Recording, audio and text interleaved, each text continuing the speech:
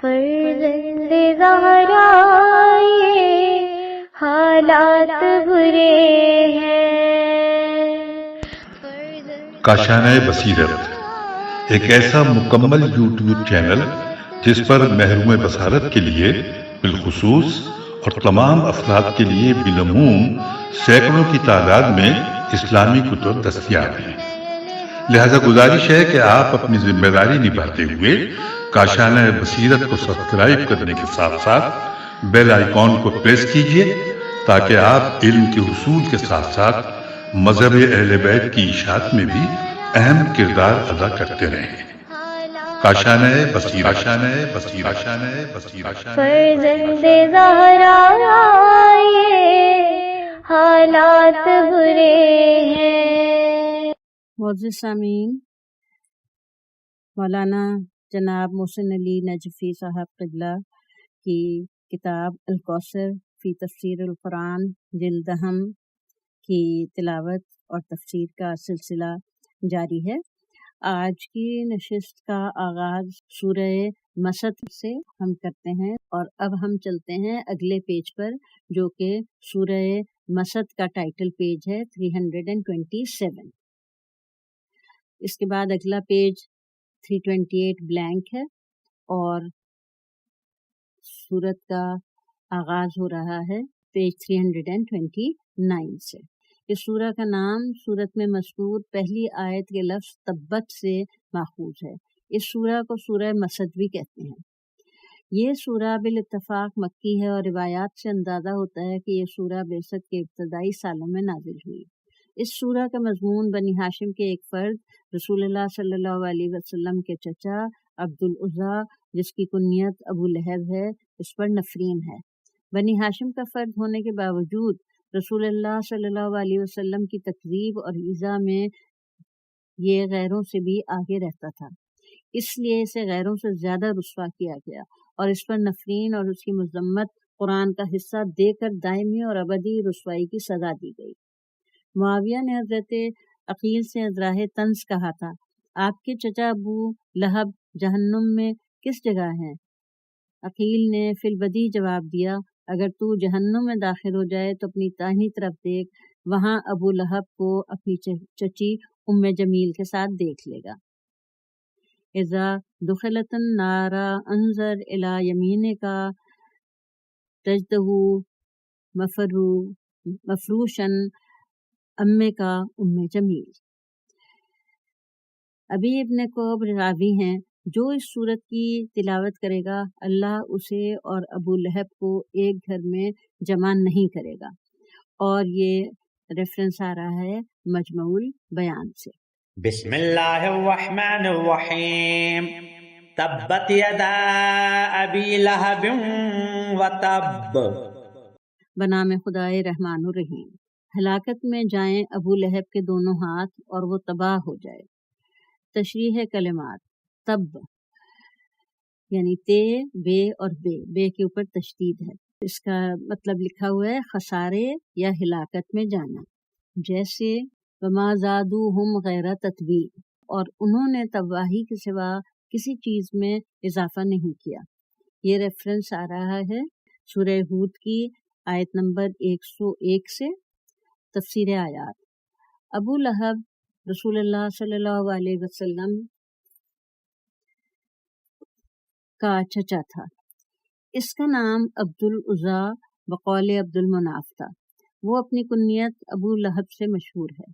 ابو لہب رسول اللہ صلی اللہ علیہ وسلم کی دشمنی میں ہر مقام پر پیش رہتا تھا۔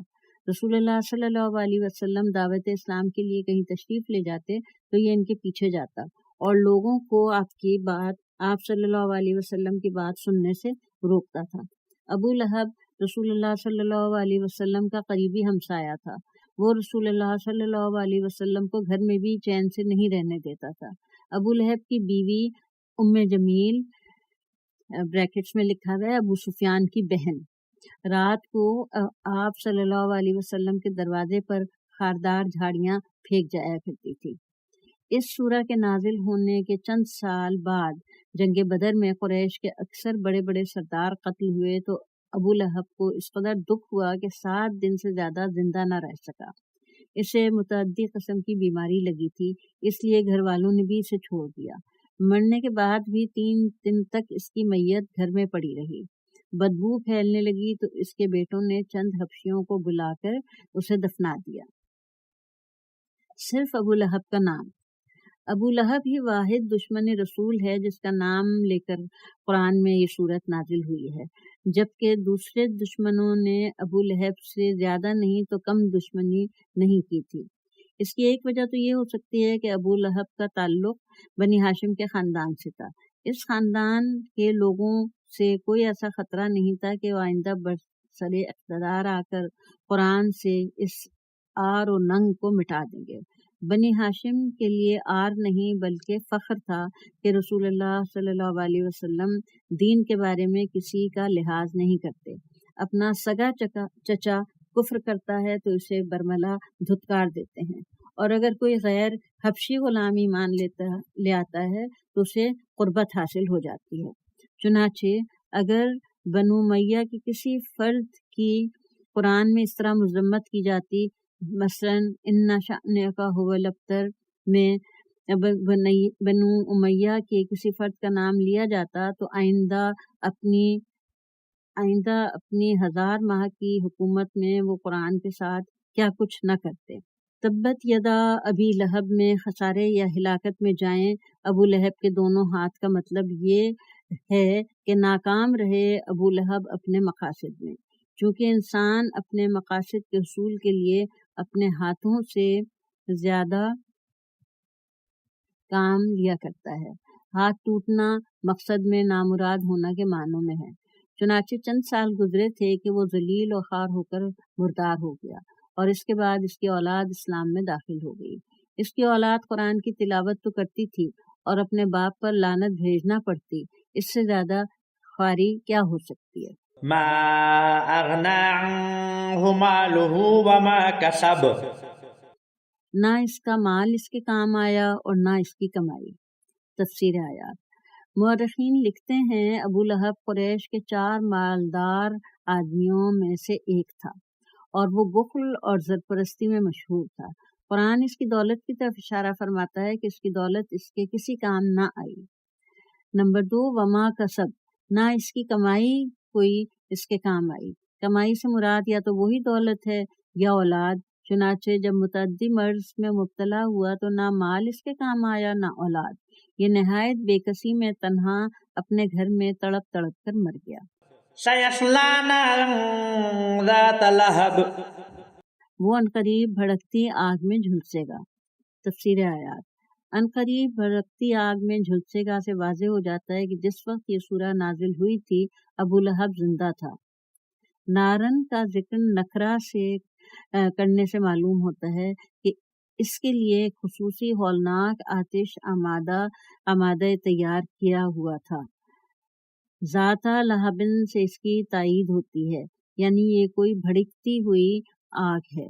وامرأته حمالة الحطب، اور اس کی بیوی بھی ایندھن اٹھائے پھرنے والی تھی۔ تفسیر آیات۔ اس کی عورت بھی بھڑکتی آگ میں جھلسنے والی تھی۔ نمبر 1، یہ عورت ام جمیل ابو سفیان کی بہن ہے۔ رسول اللہ صلی اللہ علیہ وسلم کی دشمنی میں ابو لہب سے کم نہ تھی۔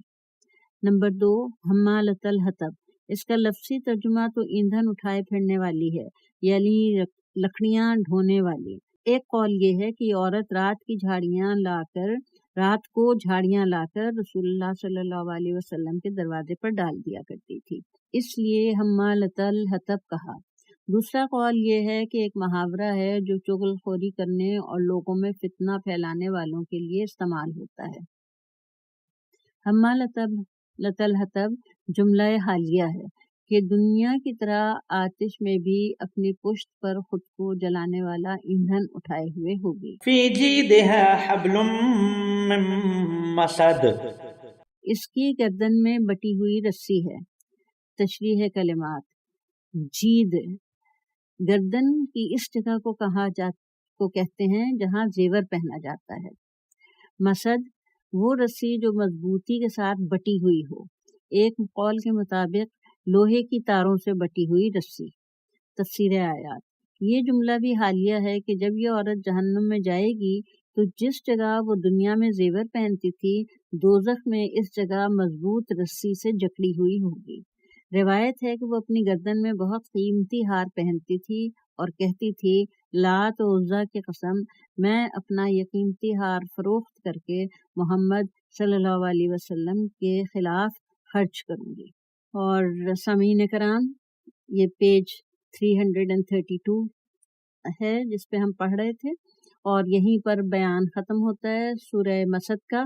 اب ہم بھی آج کی نشست کا اختتام کرتے ہیں، اجازت دیجیے، خدا حافظ۔